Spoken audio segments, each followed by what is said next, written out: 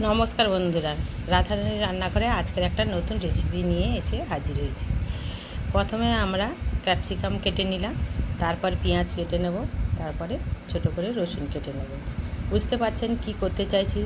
পেঁয়াজ আর রসুন আর ক্যাপসিকাম থেকে সাধারণত আপনারা গেস করে ফেলেছেন কিছু একটা করতে চাইছি। আমরা আমি বানাবো, চিলি চিকেন বানাবো। তার জন্য এইসব উপকরণ নিয়েছি। আগে মাংসটা ছোট ছোট করে কেটে নিলাম।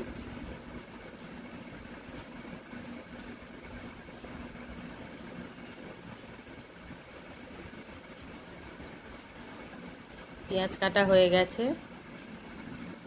রসুনও কাটা হয়ে গেছে, আর ক্যাপসিকাম কাটা হয়ে গেছে। এবার ছোট ছোট করে আমরা মাংসটা কেটে নিয়েছি। তার মধ্যে লবণ দিলাম, লবণ, soya sauce, chilli sauce, tomato sauce দিয়ে একটু করে ভালো করে, একটু ভিনিগার দিয়ে ভালো করে মাখিয়ে আমরা রেখে দেব। যতক্ষণ এই মশলাটা ভালো করে মাখিয়ে রেখে দেবেন তত এর টেস্ট বাড়বে।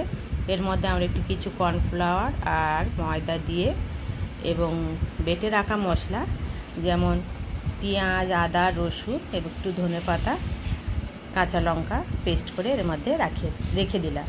তারপর এর মধ্যে কিছু গুঁড়ো মশলা নেব, যেমন গোলমরিচের গুঁড়ো, ধনে গুঁড়ো, জিরে গুঁড়ো, লঙ্কা গুঁড়ো আর হলুদ গুঁড়ো। এটাও ভালো করে এর মধ্যে মাখিয়ে নিলাম। আর এর মধ্যে আমরা আরেকটা জিনিস দেব, সেটা হচ্ছে কি ডিম আর একটু সর্ষের তেল মাখিয়ে রাখবো।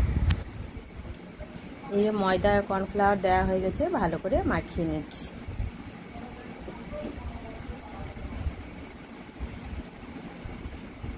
এই মাখানো হয়ে গেছে। বন্ধুরা, আপনারা বাড়িতে এইভাবে তৈরি করবেন। আমরা সবাই তো প্রত্যেকে কম বেশি এই রান্নাটা জানি। আমিও আমার ভাসুর ঠাকুরের কাছ থেকে এই রান্নাটা শিখেছিলাম, তাই আপনাদের এই রান্নাটা দেখাচ্ছি। সবাই কম বেশি কারোর না কারোর কাছ থেকে শিখতে হয়, আমরা তো নিজের থেকে শিখতে পারি না, তাই এটা আপনাদের কাছে দেখাচ্ছি। মাখিয়ে এটা কিন্তু আমরা 2 ঘন্টা রেখে দিলাম। তারপর কড়াই বসিয়ে দিয়েছি, দিয়ে তার মধ্যে তেল দিয়ে দিলাম। তেল গরম হতে মাংসগুলো আস্তে আস্তে করে এর মধ্যে আমরা ভেজে নেব। দেখুন বন্ধুরা, এই যে মাংস মাখানো আছে, এটা আমরা এক করে এর মধ্যে দিয়ে ভেজে নিচ্ছি।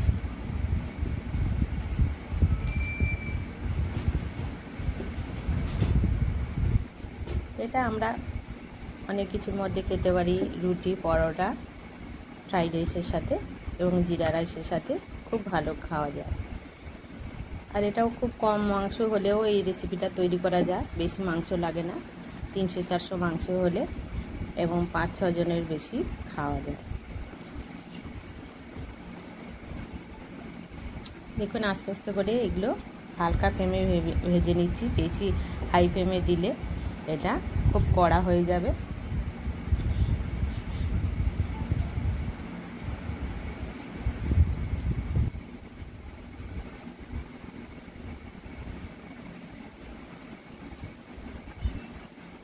এই যে ভাজা হচ্ছে, আস্তে আস্তে করে এটাকে উল্টে পাল্টে আমরা ভালো করে ভেজে নেব, যেমন লাল লাল করে।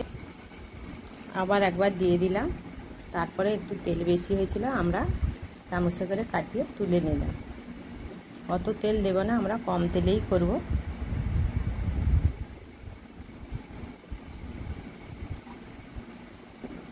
এই তেলের মধ্যে আমরা গোটা গরম মশলা দিয়ে দেব। গরম মশলাটা একটু গরম হওয়ার পরে আমরা এর মধ্যে দিয়ে দেব রসুন কুচি, তারপরে দিয়ে দেব পেঁয়াজ, ক্যাপসিকাম দিয়ে ভালো করে নাড়িয়ে নেব। এই কাঁচা গন্ধটা চলে গেলে তারপরে আমরা এর মধ্যে একটুখানি লবণ দিয়ে দেব।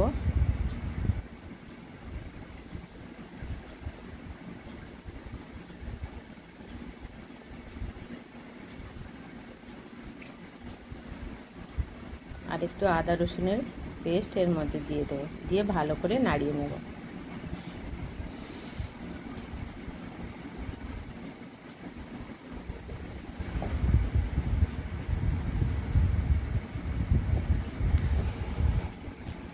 দেখুন এইবার ভাজা ভাজা হয়ে এসছে।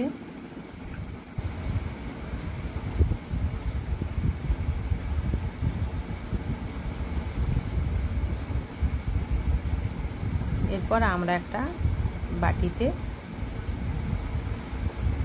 কিছু সস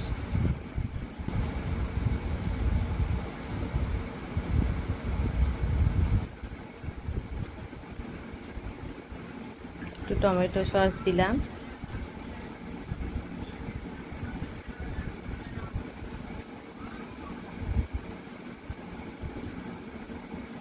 একটু চিলি সস দিয়ে দিলাম,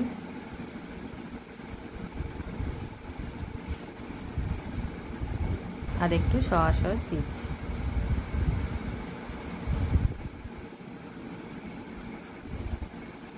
এর মধ্যে একটু ভিনিগার দিয়ে দিচ্ছি। ভিনিগার দিয়ে আমরা একটু জল দিয়ে ভালো করে গুলিয়ে নিচ্ছি।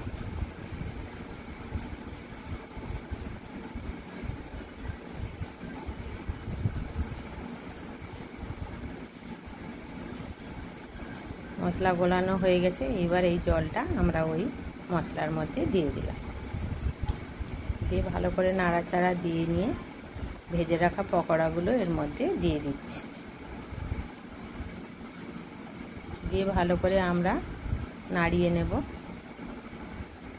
নাড়ানো হয়ে গেছে, কষানো হয়ে গেছে। এবার আমরা বাটিতে একটু কর্নফ্লাওয়ার গুলে নেব।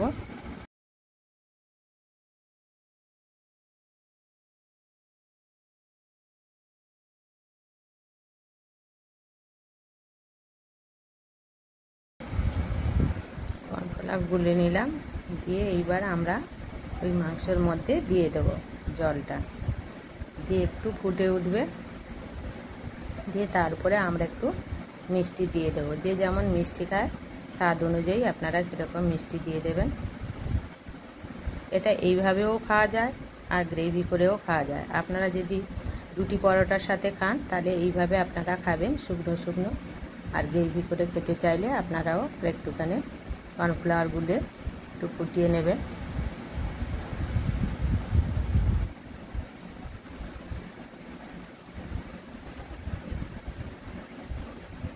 কালারের জন্য আমরা একটু রেড চিলি দিয়ে দিলাম। এর মধ্যে আমরা একটু গোলমরিচের গুঁড়ো দিয়ে দেবো উপর থেকে।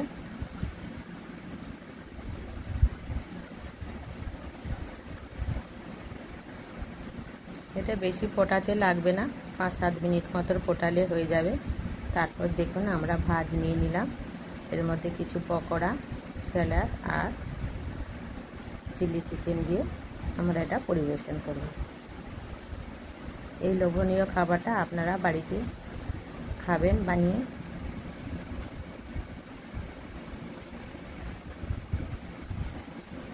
দেখুন কত সুন্দর হয়েছে।